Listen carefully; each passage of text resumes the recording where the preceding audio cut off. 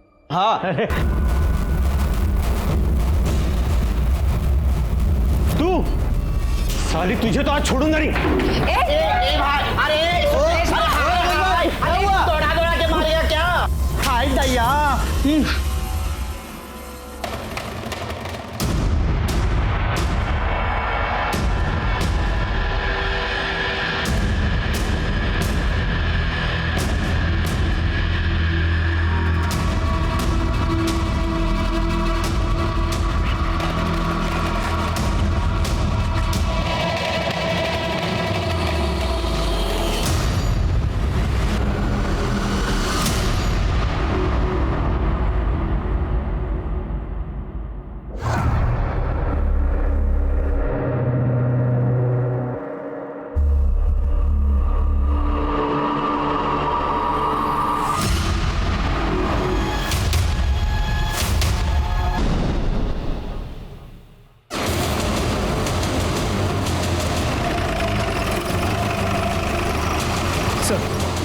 Body को suitcase में डाल के डंप किया गया है। एक कूड़ा बीनने वाले ने देखा और हमें इन्फॉर्म किया। सर देखने से तो आदमी लगता है, लेकिन इसने साड़ी पहन रखी है।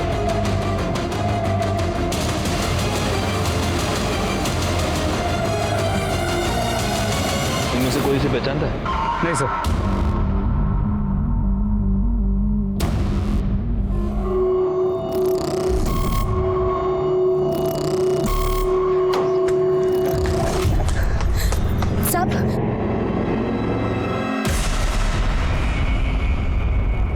अरे तुम यहाँ क्या करी हो? जाओ यहाँ से। साहब इस बच्चे को रख लीजिए साहब। तुम्हारा दिमाग खराब है? हाँ निकलो ऐसे। साहब ये आपकी बच्ची है, मैं इसे नहीं रख सकती। ये क्या बोल रही हो तुम? कौन सी बच्ची? काहे की बच्ची? तुम यहाँ से निकलो, अगर किसी ने देख लिया ना तो प्रॉब्लम हो जाएगी। चलो जाओ यहाँ से। जाओ। अगर दोबारा आए ना तो देख लेना। साहब मेरी बात तो सुनिए। साहब साहब साहब मेरी बात तो सुनिए। साहब साहब साहब सर जहां हमें बॉडी मिली है उसके आगे एक सीसीटीवी कैमरा है, लेकिन सुबह होने तक वहां से 300 से ज्यादा गाड़ियां क्रॉस कर चुकी थी। मैं जानता हूँ ये काम थोड़ा टीडियस है राणे, लेकिन फिर भी उस सीसीटीवी फुटेज को बार बार चेक करो और उसमें से हर गाड़ी के बारे में पता करो। सर मैंने सूटकेस के बारे में पता करने की कोशिश की, पर पता नहीं चला क्योंकि वो पुराना सूटकेस था। कोई मिसिंग कंप्लेंट? नहीं सर, अभी तक तो नहीं। हमने उसकी फोटो सर्कुलेट की है और हम सारे पुलिस स्टेशन में पता कर रहे हैं। सर बॉडी की पोस्टमार्टम रिपोर्ट से पता चलता है कि वो बॉडी एक लड़के की है। मौत का समय कल दोपहर 4 और 6 के बीच किसी तेज धार वाली ऑब्जेक्ट से उस पर वार किया गया, 2 स्टैब वुंड्स, लेकिन उसे मारने से पहले उसे बुरी तरह मारा पीटा गया। हमारे सारे खबरियों को काम पर लगा दो, आखिर पता तो चले कि एक लड़का लड़की बनकर क्यों घूम रहा है।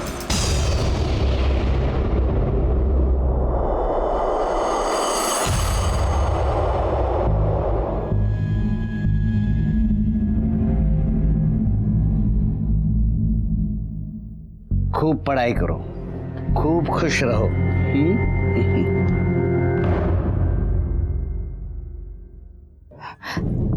चांदबी, देखना रेशमा का फोन नहीं लग रहा और कल रात से आई भी नहीं है वो।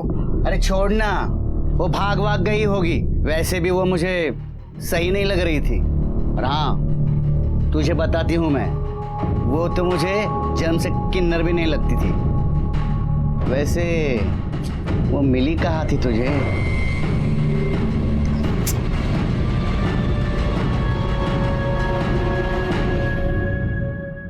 सर ये आपसे मिलना चाहती हूँ। बैठिए। साहब वो परसों से मेरी दोस्त रेशमा लापता है और उसी दिन से उसका फोन भी बंद आ रहा है। रेशमा की कोई फोटो है आपके पास? है ना साहब? साहब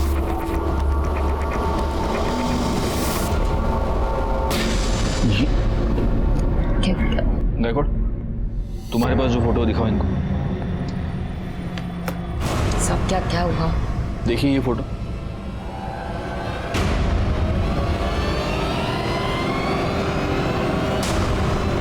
हमें कल ये लाश तालाब के पास मिली है।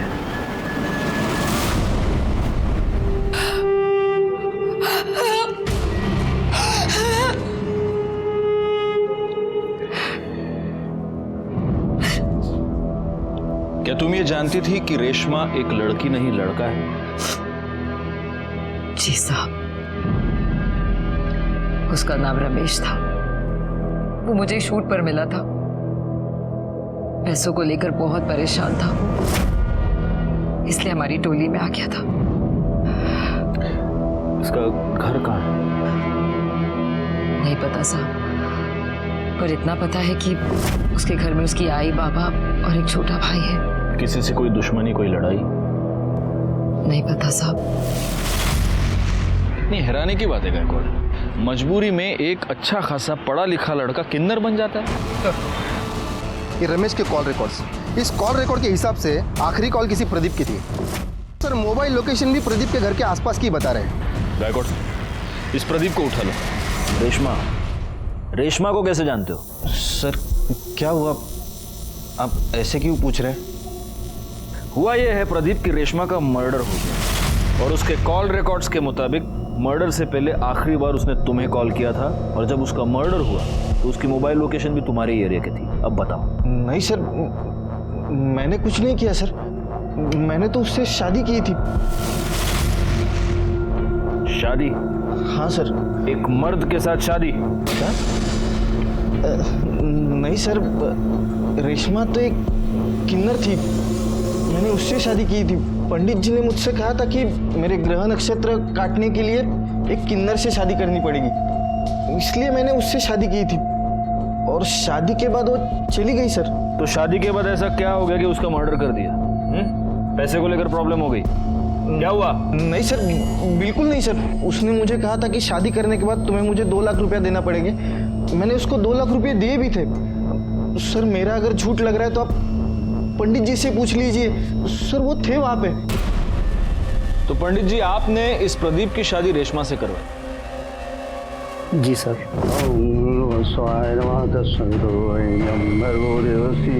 और शादी की विधि संपन्न होते ही मैं भी वहाँ से चला गया, और रेशमा भी मेरे पीछे पीछे चली गई थी।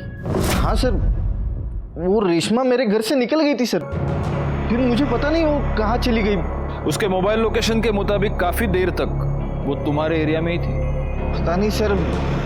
सच बोल, कहीं ऐसा तो नहीं कि तेरा उसके साथ किसी बात से झगड़ा हो गया और तूने उसका मर्डर कर दिया? नहीं सर, सर मैं क्यों झगड़ा करूं उसके साथ? सर वो लोग तो ऐसे ही छोटी छोटी बात पे आपस में लड़ते झगड़ते रहते थे सर। एक बार तो मेरे रेस्टोरेंट में ही मेरे कस्टमर के साथ उनका झगड़ा हुआ था सर। विपुल भाई नाम है उनका सर। सच कह रहा हूँ सर, वो विपुल भाई ने भी एक बार मारा था रेशमा को। तेरे रेस्टोरेंट में सीसीटीवी कैमरा है? जी हाँ सर। राणे, चला घेऊन जा और उस दिन का सारा सीसीटीवी फुटेज निकालो। सर चलो। और पंडित जी, इसके बाद अगर ऐसे ऊट पटांग उपाय किसी को बताए तो अंधविश्वास फैलाने के जुर्म में उठा के अंदर डाल दो। जाइए। आई रे, अब तेरे पास गाड़ी है? हाँ सर है। जा। Thank you sir. गायकवाड़, इस प्रदीप के कॉल रिकॉर्ड्स और मोबाइल लोकेशन निकलवाओ। और एक और बात, इसके पास जो भी गाड़ी है, हमें वो जो गाड़ियों का सीसीटीवी फुटेज मिला है उसके साथ मैच करके देखो। सर,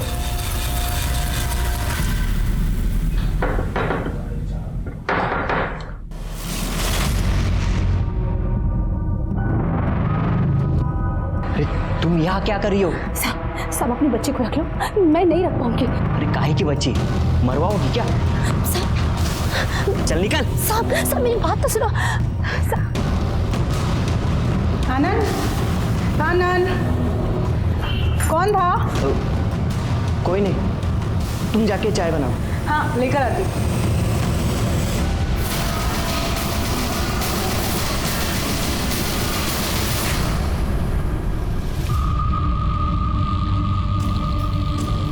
ये चांद, रेशमा और नाज, इनका आपस में रिश्ता कैसा? अरे क्या साहब, इनका तो हमेशा ही कुछ ना कुछ लगा रहता है।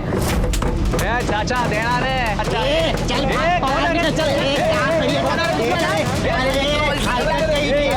हलकट किसको बोल रहे रे? तू अपना काम करना। मर्द होकर या तालियां बजाता है। और ये जो चांद भी है ना, ये नकली किन्नरों से बहुत चिढ़ती थी। और रेशमा और नाज, ये भी आपस में लड़ते थे? अरे काहे का झगड़ा साहब, इनके तो बीच चुम्मा चाटी लग रही थी, मैं खुद कई बार देखी। चांद भी?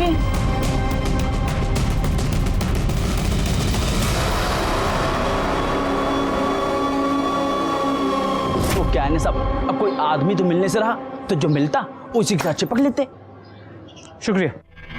तो तुझे नकली किन्नरों से बड़ी प्रॉब्लम है हाँ? क्यों नहीं होना चाहिए क्या साहब? एक तो भगवान ने हम पर अन्याय किया, वो क्या कम है कि ये मर्द लोग हमारी तरह तालियां बजाकर पैसे कमाते हैं, हमारे पेट पर लात मारते हैं। गुस्सा तो आएगा ना साहब? गुस्सा तो आएगा, सही। अब ये रमेश भी एक नकली किन्नर था, तो जाहिर है तुम्हें रमेश पर भी बहुत गुस्सा आता होगा। नहीं, ये कुछ बोली नहीं मुझे, लेकिन मैं इससे बोली कि उसका कहीं टाका भिड़ा है लड़के के साथ, लेकिन ये मानने कुछ तैयार नहीं थी। हाँ। कौन लड़की? वो सब क्या बोलूं आपको मैं।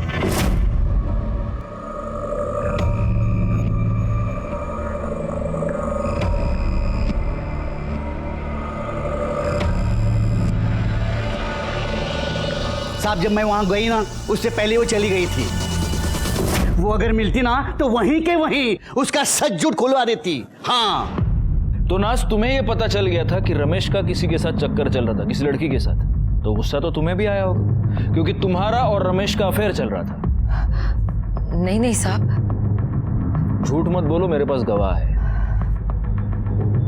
जी साहब, मेरे को बुरा लगा था। और इसी वजह से जब रमेश और प्रदीप की शादी हुई तब तुम प्रदीप के घर के बाहर रमेश का इंतजार कर रही थी। रमेश जब बाहर आया तब तुमने उसका मर्डर कर दिया। नहीं नहीं साहब, मैंने उसे नहीं मारा। मैं उसे कैसे मार सकती हूँ? मैं भले ही किन्नर हूँ, लेकिन मैं उससे सच्चा प्यार करती थी। प्यार के साथ यही तो परेशानी है नाज, हमें पता ही नहीं चलता कि प्यार कब जुनून बन गया। बैकवर्ड, तुम्हारी मोबाइल लोकेशन, इससे ये साफ पता चलता है कि जब रमेश और प्रदीप की शादी हो रही थी तब तुम प्रदीप के घर के बाहर ही थी। अब सच बोलो। नहीं नहीं साहब, मेरे को जब चांदी ने बताया तो बहुत बुरा लगा मेरे को। मेरे पास कोई सबूत नहीं था, इसलिए मैं रमेश को कुछ बोलना नहीं चाहती थी। इसलिए मैंने अपने मोहल्ले के एक बच्चे को उसका पीछा करने को कहा और वो उसकी फोटो खींचकर मुझे भेजे। इसी वजह से मैंने अपना मोबाइल दिया था। कौन बच्चा? गुड्डू। गुड्डू। उस दिन तुम रेशमा का पीछा करते हुए प्रदीप के घर तक गए थे, फिर तुमने वहां क्या देखा? तुमने रेशमा को उस घर से बाहर निकलते हुए देखा? मैंने देखा नहीं, मैंने थोड़ी देर इंतजार किया, फिर मैं खेलने चले गया। खेलने चले गए?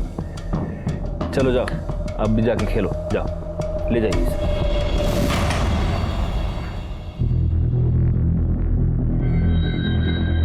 या तो नाज ने इस बच्चे को सचमुच अपना मोबाइल दिया था, या फिर वो इस बच्चे से झूठ बोलवा रही है। सर, प्रदीप की कार का नंबर उस दिन वहां जितनी भी कार्स थी उनसे मैच नहीं कर रहा, और सर उसका मोबाइल लोकेशन उस एरिया का नहीं है। मैंने उस रेस्टोरेंट की सीसीटीवी फुटेज मंगवाई थी, वो आ गई? जी सर। हाँ, तो विपुल तो रमेश को कैसे जानता है? साहब मैं कोई रमेश को नहीं जानता। अरे सॉरी, भूल गया, रमेश नहीं, रेशमा। रेशमा वो किन्नर, उसके साथ क्या लफड़ा था तेरा? साहब मैं पढ़ा लिखा इंसान हूँ साहब, मेरा भला किन्नरों से क्या लेना देना। अच्छा अच्छा, देखो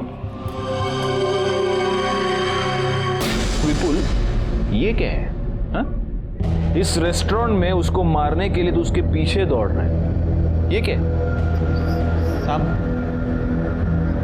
साहब रेशमा मेरे घर के आगे पीछे चक्कर लगा रही थी। अच्छा। तो मुझे ऐसा लगा कि वो मेरा बच्चा चुराना चाहती है, तभी गुस्से में आकर मारा था साहब। अब गुस्से में आकर करड़े तुझे बहुत मारने वाले, क्योंकि तू झूठ बोल रहा है। ये तेरी बीवी कोयल के और रमेश के कॉल रिकॉर्ड्स, इससे साफ पता चलता है कि इन दोनों के बीच में काफी बातचीत होती थी। उनके मोबाइल लोकेशन से एक इंटरेस्टिंग बात पता चलती है कि ये दोनों आपस में कई बार मिल भी चुके थे, और उससे भी ज्यादा इंटरेस्टिंग बात ये है कि जब ये दोनों मिलते थे तब तू भी उनके आसपास ही होता था। तेरी मोबाइल लोकेशन भी यही बता रही है। अब सच बोल, मैं तो बहुत मार खाएगा तू। सब बता दो साहब। मैंने कोयल को रेशमा के साथ देखा था तो मुझे शक हो गया। अब मुझे लगा कि ये जरूर कुछ अलग चक्कर है।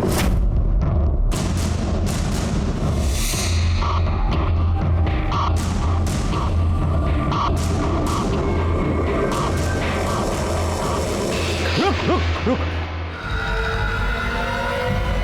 देख मैं जानता हूं तेरा मेरे बीवी के साथ कुछ तो चल रहा है, देख मुझे नहीं जानना वो तेरे जैसे के साथ क्या कर रही है। प्यार करता है उससे? बोलना, प्यार करता है उससे? बोल। हाँ तो लेके जा, हाँ लेके जा उसको, मेरे को नहीं चाहिए वो। देख 3 लाख रुपए दे और लेके जा, समझा? अब मुझे लगा कि वो पैसा लेकर आएगा, लेकिन बाद में पता चला कि वो मर गया है। मर नहीं गया, तूने उसे मार दिया। तू बहुत दिनों से उसके पीछे पड़ा था। जब वो 2 लाख रुपए लेकर तेरे पास आया, तूने पैसे लिए, तूने उसको मार दिया और तूने उसकी बॉडी तालाब के पास डंप कर दी। नहीं साहब, मैंने कुछ नहीं किया साहब, मैंने नहीं मारा उसको। जब तक ये सच नहीं बोलता, इसको फोड़ते रहो। साहब मैंने कुछ इसकी मोबाइल लोकेशन रिकॉर्ड के मुताबिक ये कभी उस एरिया में नहीं गया जहाँ में रमेश की लाश मिली थी। तो क्या हुआ? हो सकता है कि मर्डर के वक्त अपना फोन घर पे छोड़ के गया। इस कोयल को बोलो। रानी यहाँ सोएगी और मैं खाना बनाऊंगी, है ना?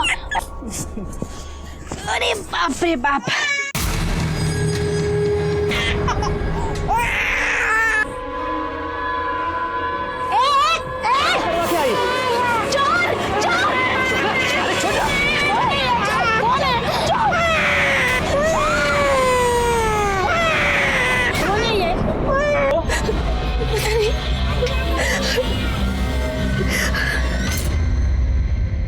तुम रेशमा को कैसे जानती हो? सर रेशमा नहीं, रमेश। शादी से पहले से ही मैं उसे प्यार करती थी। कोयल सुन ना, सुन एक बार मेरी बात सुन। देख मेरी बात तो सुन, मैं तुझे समझा रहा हूँ। क्या सुनूं? बाबा मेरी शादी करवा रहे हैं। प्लीज कोयल मुझे थोड़ा टाइम दे दे। देख मेरा एक रोल फाइनल होने वाला है। ये मैं कब से सुन रही हूँ। मैं बाबा को अब और नहीं रोक सकती।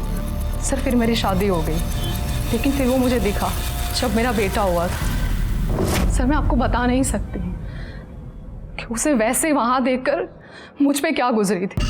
सर वो मेरे पीछे पड़ गया था। वो चाहता था कि मैं सब कुछ छोड़कर उसके साथ चलूं। मैं तुझसे बहुत प्यार करता हूँ, नहीं रह सकता तेरे बिना।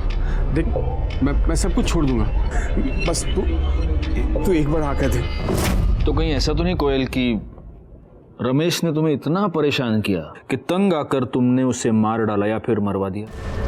नहीं सर, मैं उसे अब भी प्यार करती हूँ। और अपने पति से?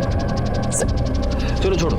या फिर एक पॉसिबिलिटी ये भी है कि तुम्हारे पति को, विपुल को, तुम्हारे और रमेश के बारे में पता चल गया और गुस्से में आकर विपुल ने उसको मार दिया। नहीं सर, मैं अपने बच्चे की कसम खाती हूँ। रमेश के घर वालों के बारे में जानती हो?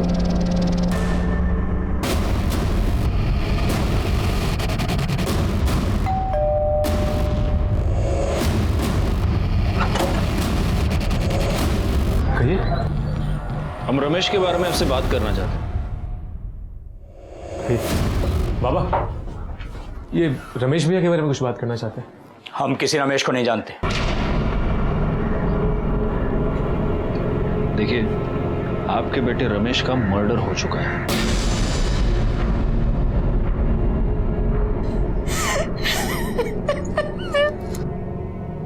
हाँ तो जो इतना घटिया काम करेगा उसके साथ ये सब तो होना ही था ना।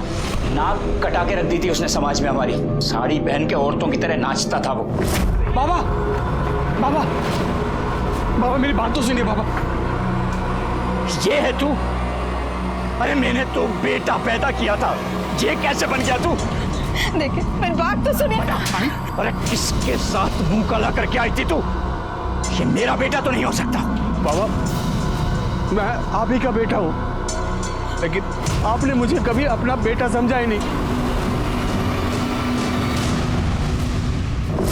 उन लोगों में शामिल हो गया था वो, और ये बात ऐसी नहीं है जो बहुत दिनों तक छुपती। एक ना एक दिन सबको पता चलना ही था।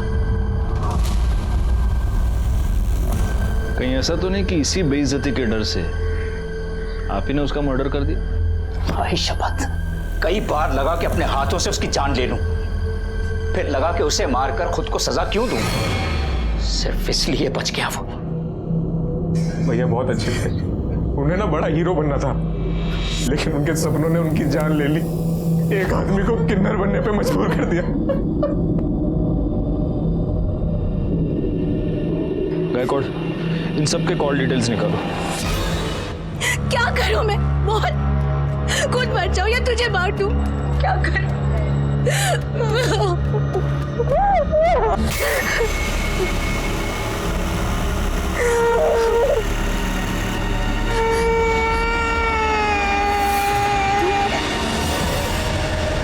आशा, ए आशा, अरे बाहर पोलियो का टीका देने आए, रानी को लेके आना।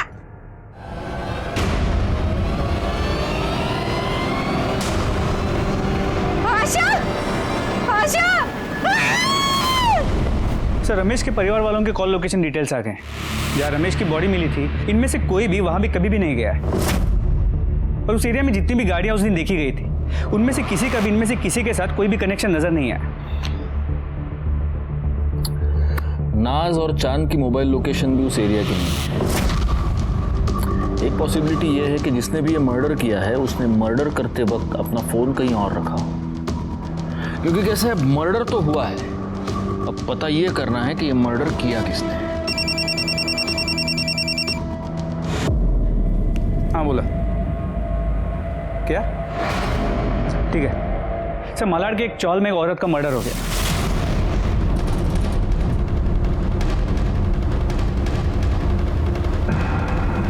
हटिए, चला चला आगे, चला आगे, जा चल भैया, आगे चले।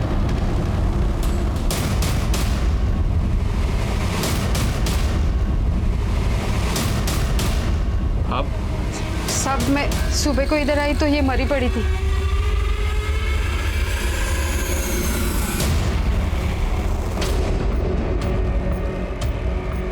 गला काट कर मारा गया है और गले का सारा खून सूख गया है, तो हो सकता है कि ये मर्डर कल रात को हुआ। क्या नाम क्या है इसका? आशा, अपनी बच्ची के साथ यहाँ रहती थी साहब। बच्ची? तो बच्ची कहाँ है? बच्ची नहीं थी इधर, लेकिन मुझे लगता है ना इसका पति शंकर ने इसको मारा होगा। वो इधर आया था, 3 साल से उसको हम लोग देखा भी नहीं। आशा पहले दूसरे चाली में रहती थी जिधर मैं रहती थी। मैं इधर आई तो इधर रहने को आई। इसकी बच्ची की उम्र क्या है? 8-9 महीने। इसका ये पति शंकर ये कहाँ मिलेगा? होएगा उधर ही पुरानी चाली भी।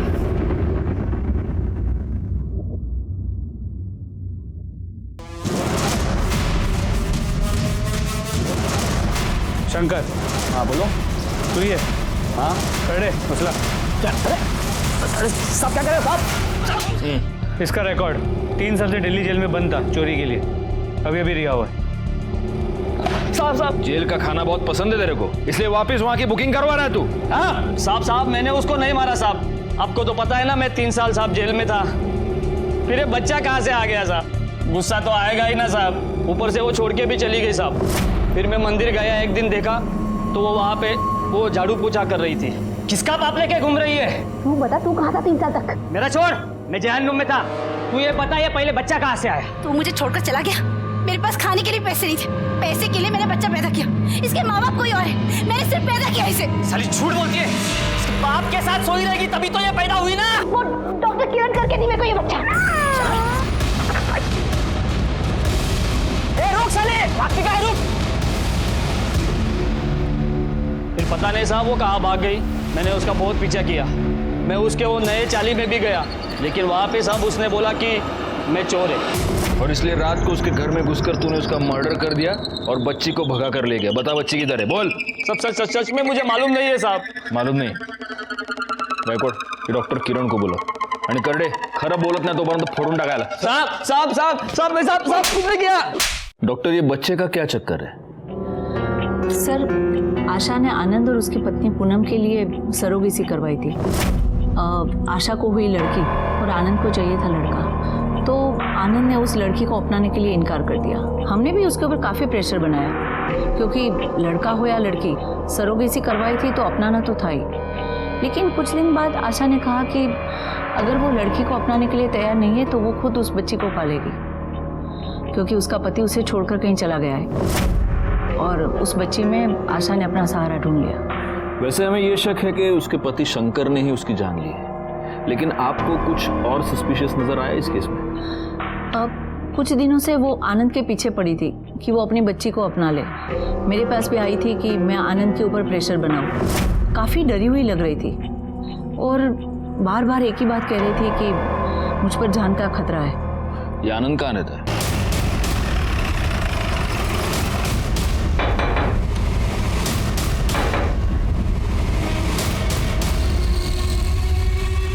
आनंद? Yes sir. आप आशा को जानते हैं? इससे पहले कि आप ना कह दें, मैं आपको एक बात बता दूं, हम डॉक्टर किरण से मिलकर ही यहां पर आए हैं। जी सर, जानता हूं। आशा का मर्डर हो चुका है। डॉक्टर किरण ने हमें यह बताया कि आशा पिछले कई दिनों से आपके पीछे पड़ी थी कि आप अपने बच्चे को अपना लें। कहीं ऐसा तो नहीं कि इससे परेशान होकर आप ही ने आशा को मार दिया? सर ये क्या बात कर रहे सर आप? आनंद, आनंद कौन है?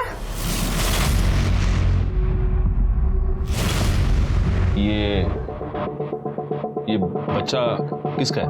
सर ये वही आशा की बच्ची है। क्या? हाँ सर, इन्होंने तो कई बार मना कर दिया था बेटी के लिए, उसके बाद तो हम बच्चा नहीं कर पाए। मैं कई बार गई थी आशा के पास इस बच्ची को देखने के लिए। भले ही सर मैंने इसको जन्म ना दिया हो, लेकिन ये है तो मेरी बेटी सर। लेकिन ये बच्ची आपके पास आई कहाँ से? वो सर कल रात को मैं आशा के घर गई थी।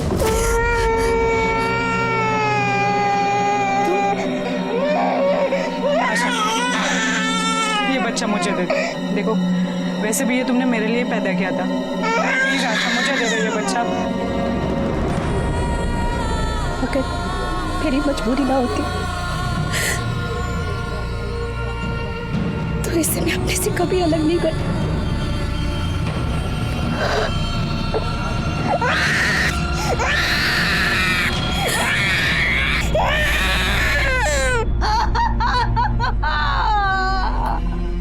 इसका मतलब हो सकता है कि आपके वहां से जाने के बाद वहां पर कोई और आया। हो सकता है सर कोई आया होगा।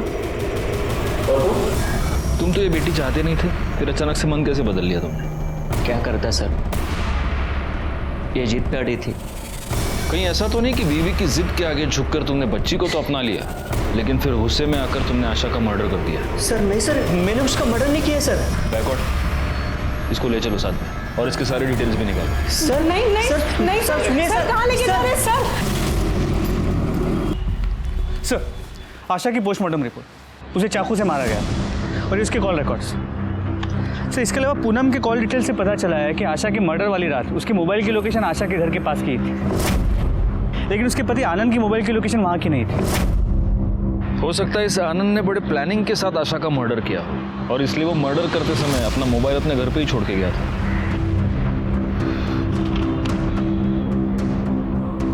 एक मिनट गायकवाड़, ये देखो 12 फरवरी को आशा की मोबाइल लोकेशन उस तालाब के पास थी।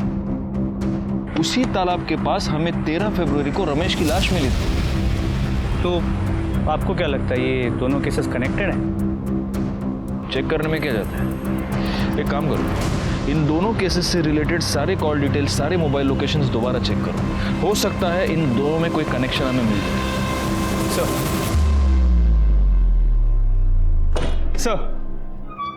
सर कनेक्शन मिल गया। इसमें आशा के घर के बाहर का सीसीटीवी फुटेज है। हाँ सर ये सर आशा के मर्डर वाले दिन आशा के चौल के पास एक गाड़ी देखी गई है और ये सेम कार रमेश के मर्डर वाले दिन उस एरिया में भी देखी गई थी। आरटीओ से पता करो ये गाड़ी किसके नाम पर रजिस्टर्ड है। ऑलरेडी पता कर लिया, मनोहर काले। तुम रमेश और आशा को कैसे जानते हो? सर मैं तो इन दोनों को नहीं जानता। अगर तुम इन दोनों को नहीं जानते तो उस दिन 12 फरवरी को तुम्हारी गाड़ी उस एरिया में क्या कर रही थी जहां से हमें रमेश की डेड बॉडी मिली? उस दिन तो उसने मुझसे कार मांगी थी ना, उसकी गाड़ी खराब थी। किसने? सर मैं पहले भी बता चुका हूं कि रेशमा शादी के बाद वहां से निकल गई थी, फिर वो कहाँ गई मुझे नहीं पता सर। तुझे नहीं पता? चल अभी हम तेरे को 2 पिक्चर दिखाएंगे। क्या कौन? देखो देखो, ये वहां का सीसीटीवी फुटेज है जहां पर हमें रमेश की लाश मिली थी। ये रास्ता सीधा उस तालाब के पास जाता है और ये उस रास्ते पर है गाड़ी। ये तेरी गाड़ी नहीं है, ये मनोहर काळे की गाड़ी है जो तूने उससे मांगी थी। अब दूसरी पिक्चर दिखाओ।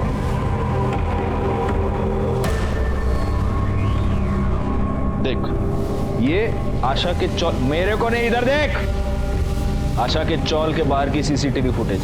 यहां पर भी तेरी गाड़ी मौजूद है। तेरी मतलब मनोहर काळे की गाड़ी जो तूने उससे मांगी थी। जहां पर हमें रमेश की डेड बॉडी मिली वहां पर भी ये गाड़ी, आशा के चौल के बाहर भी ये गाड़ी, और उसके बाद आशा की भी मौत हो गई। अब बोल। नहीं सर मुझे लगा था कि रेशमा भी नाज और चांद जैसी ही है, इसलिए मैंने उससे शादी कर ली थी। उसके बाद पंडित जी वहां से चले गए, फिर रेशमा भी जाने लगी, तब मैंने उसे रोक लिया। एक मिनट रेशमा, हाँ तू कहाँ जा रही है? शादी होगी। अरे शादी हुई है, अभी तो सुहागरात भी बाकी है।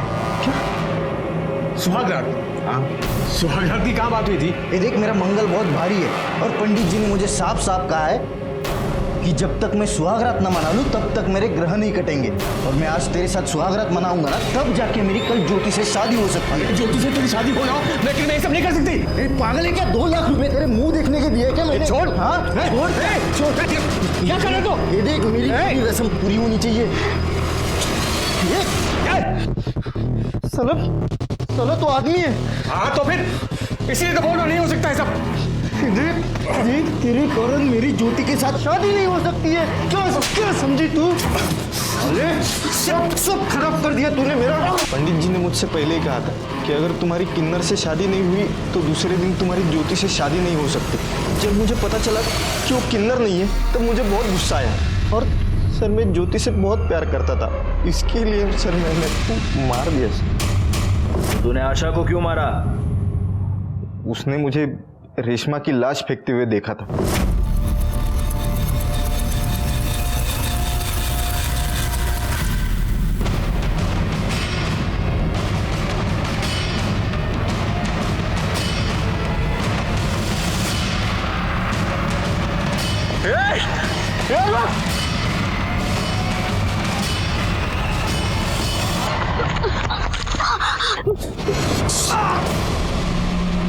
और उस दिन वो मेरे हाथ से बच गई। एक दिन वो मुझे मंदिर में दिखाई दी, फिर मैंने उसका पीछा किया और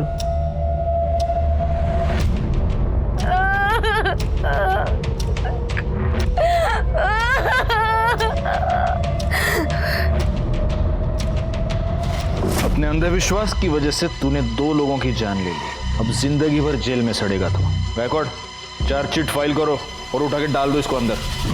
प्रदीप को रमेश और आशा के मर्डर के जुर्म में सजा मिल गई, केस सॉल्व हो गया। लेकिन इस केस में सोचने वाली बात यह है कि अपने हालात से हार मानकर जब रमेश ने किन्नर बनने का फैसला किया, तब क्या उसे अपने इस डरावने अंत की दस्तक नहीं मिली थी? अपना लोग, अपनी दुनिया, अपने परिवार से मुंह मोड़कर वो एक ऐसी दुनिया का हिस्सा बन गया जिस दुनिया के बारे में वो कुछ भी नहीं जानता था। वो नाज से प्यार करने लगा था, इसमें कोई भी बुरी बात नहीं थी, लेकिन अपनी हकीकत से मुंह मोड़कर इतना बड़ा कदम उठाने से पहले उसे ये सोच लेना चाहिए था कि कुछ रास्तों पर चलकर वापस आना बहुत ही मुश्किल होता है।